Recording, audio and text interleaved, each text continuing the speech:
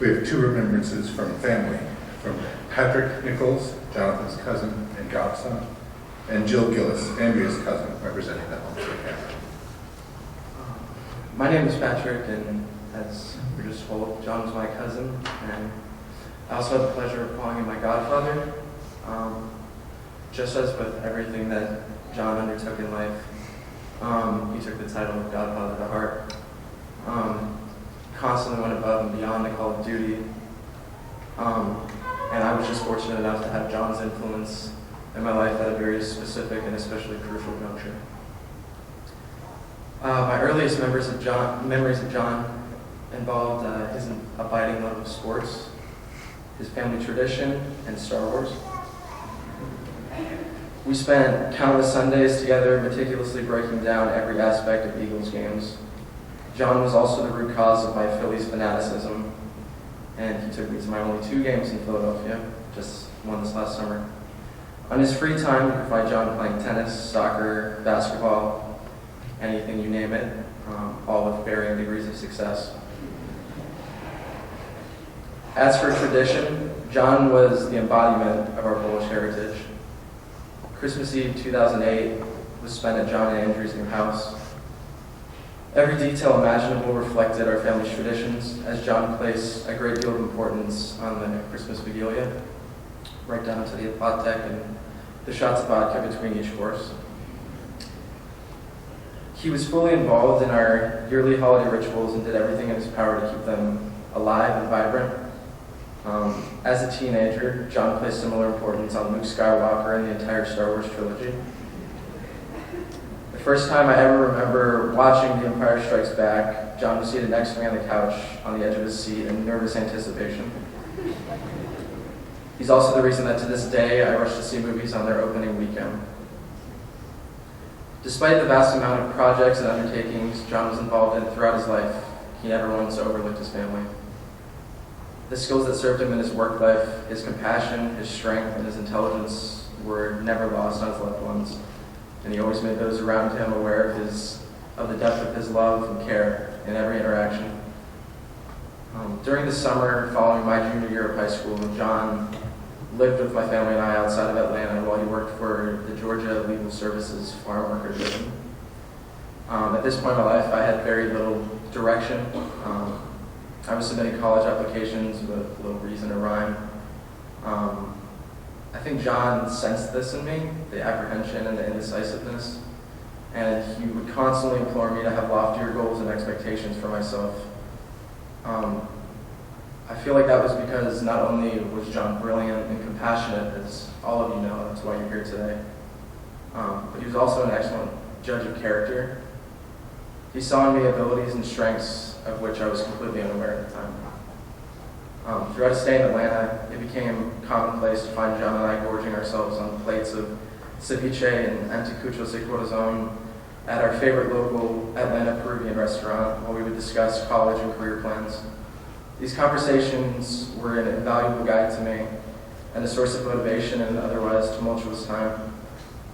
Through these meals and my talk with John, I realized that my ideas and concepts of college and the application process were completely unrealistic. And while I was hesitant to dream big, John was adamant that I admire. Given his experience and his dogged insistence that I was capable of greater things, it became clear to me that I had to overhaul my approach and apply his same approach. With his guidance and support, I started applying, and 4 years later, John was there to watch me graduate from Emory with a double major. The impetus for this undertaking in my life was John. Not simply because of the conversations or the gentle nudgings, but far more so it was the example that he set in all aspects of his life. John was a bewilderingly intelligent man with an unbridled compassion for the plight of others. His laugh and sense of humor were unmistakable. John had the unique ability to crack jokes while never sounding crass or belittling. I spent countless Christmas Eves in the living room with Tom and Bobby listening to John and the rest of the family reminiscing with unfailing hilarity. Christmas mornings were usually spent waiting patiently as John enjoyed his favorite pastime, which was sleep. For me, John was a constant example of how to live your life. pursue your passions, invest yourself, surround yourself with loved ones, support those who cannot support themselves, and enjoy life. John did all of these things on a daily basis, and he's the person that I strive every day to emulate. One of the greatest joys I've ever experienced was the day that John and Andrea called to ask if I would like to be the godfather of Thaddeus. During that phone call, I could hear in his voice the fatigue of his long battle, but even still, he asked me at length about my own life and my work and my goals, because that was the kind of person John was. He never, for a single second, neglected those around him. When John finally asked me if I'd like to be Thaddeus' godfather, I was truly elated. No honor in my life will ever match the sheer sense of pride and joy I felt when asked by John and Andrea to be their son's godfather. I will never forget the impact that John has had on my life, because it's evident in every single day and everything I do. Andrea, I promise you that I will always try to be for Thaddeus what John was for me, and I will always be here for both of you. John's guidance, his passion, his humor, and his loving presence will all be greatly missed. I love you, John.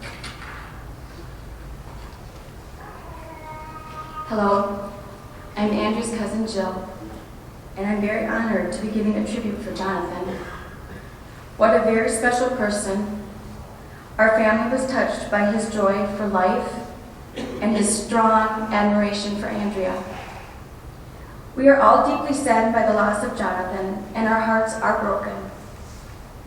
We are all a very close family and hope for each other's happiness always.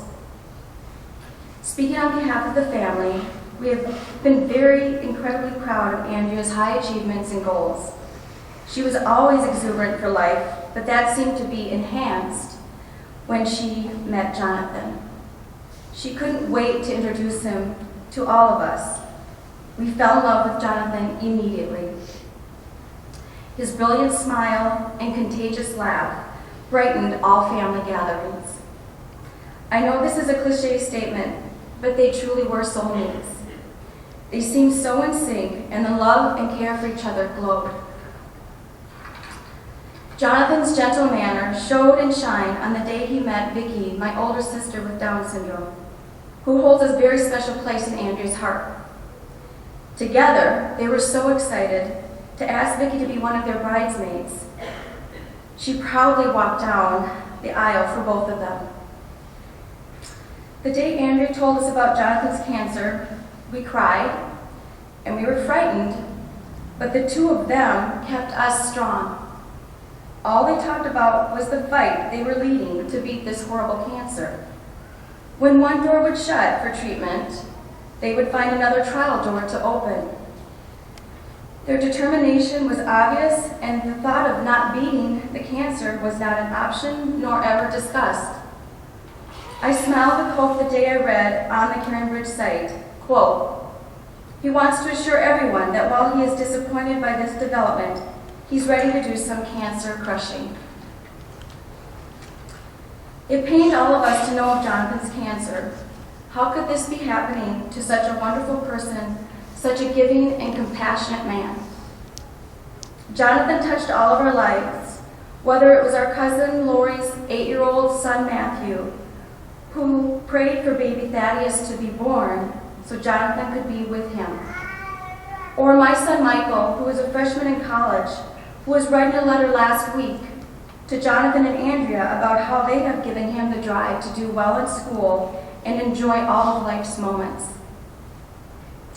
Their continued fight together was an inspiration to all of us. They never, ever gave up.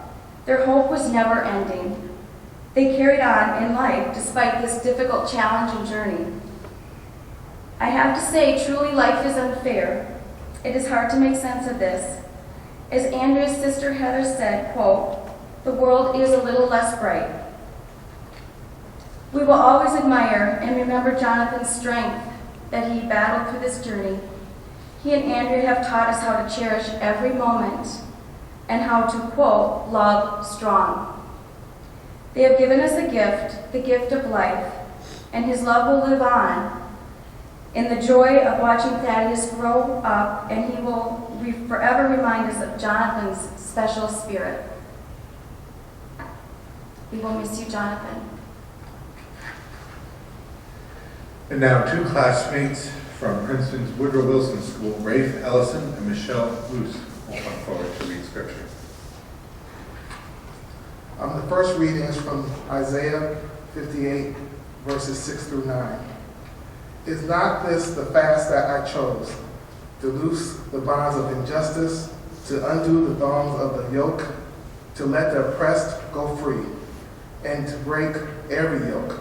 Is it not to share your bread with the hungry, and bring the homeless poor into your house?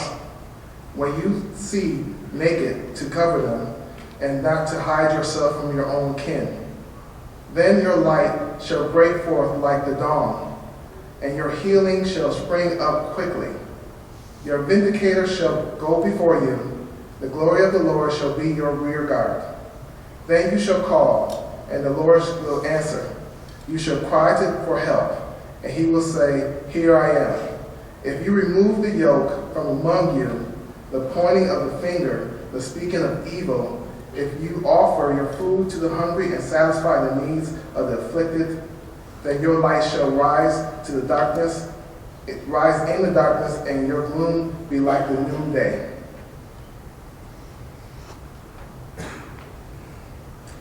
Micah chapter 6, verse 8. He has told you, O mortal, what is good. And what does the Lord require of you but to do justice, and to love kindness, and to walk humbly with your God? Now 2 classmates, one from Yale undergraduate and one from Yale Law, Adam Hesson and Jamie Dacus. Jonathan and I met in 1995, and at that point, we'd been already classmates for a couple of years, but in name only, he used to joke that we didn't actually go to the same school. Our paths never crossed on campus. We didn't take any of the same classes, and we had few, if any, friends in common, at least at that point in time. But during those last 2 years while I was in New Haven, I spent most of my free time organizing and planning a summer bike trip that raised money for the New Haven chapter of Habitat for Humanity. And at odd hours, usually early on Saturday mornings or late on Sunday evenings, I would go out to the Habitat office where it was quiet and no one was there, so I could get some work done. No one was there except, of course, Jonathan, who would be there when I arrived, and he'd stay there after I left. Jonathan was coordinating students and volunteers and organized the actual building of Habitat homes. And we'd chat and joke while we worked. And I'd usually tease him that I was doing all the hard stuff, raising the money, and he was doing the easy part, spending it.